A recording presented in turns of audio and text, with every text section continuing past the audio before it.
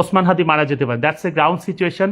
আমরা শত না চাইলেও আমরা তার জন্য কাঁদবো, সবকিছু করব, কিন্তু শত না চাইলেও এটা বাস্তবতা, যে কোনো মুহূর্তে তিনি মারা যেতে পারেন। কিন্তু তিনি যদি বেঁচে যান সেটা অনেক সময়ের ব্যাপার, 6 মাস থেকে 1 বছর, একটা লম্বা সময়ের ব্যাপার, এবং সেক্ষেত্রেও তিনি পুরোপুরি সুস্থ হয়ে আগের অবস্থায় তো কখনোই আসতে পারবেন না।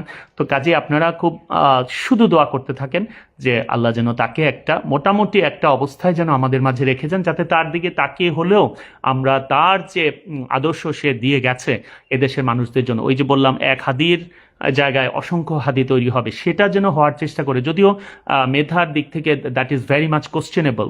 এই ছেলেটা মানে is a high intellectual capability দিয়ে আল্লাহ তাকে পাঠিয়েছে, এবং that is the very reason শত্রুরা তাকে টার্গেট করেছে। এইটা হচ্ছে সবচেয়ে দুর্ভাগ্যের ব্যাপার। আর ওসমান হাদি কিন্তু বলে গেছে যে আমি যদি মারা যাই, আমার যাদের কারণে আমার মৃত্যু হলো তাদের শাস্তির ব্যবস্থাটা করতে পারে। সরকারকে আমি বলছি যে টেক প্রপার মেজার্স, এবং very unfortunately and horribly you are failing, you are failing, you are failing. আপনারা চেষ্টা করেন এদেরকে ধরার জন্য, এবং দৃষ্টান্তমূলক শাস্তির ব্যবস্থা করতে হবে অ্যাজ আর্লি অ্যাজ পসিবল, খুব দ্রুততম সময়ের মধ্যেই।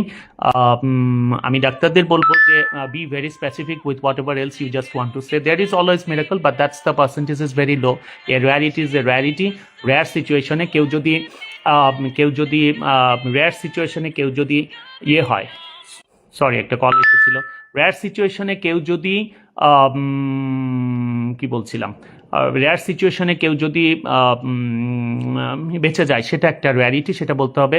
বলে না যে exceptions or exceptions can never be example. এক্সেপশনকে এক্সাম্পল হিসেবে বারবার দাঁড় করানো যাবে না। কাজে ডাক্তাররা বলতে পারেন যে there may be exceptions and miraculously he may be saved, otherwise it's a sorry state of affair altogether.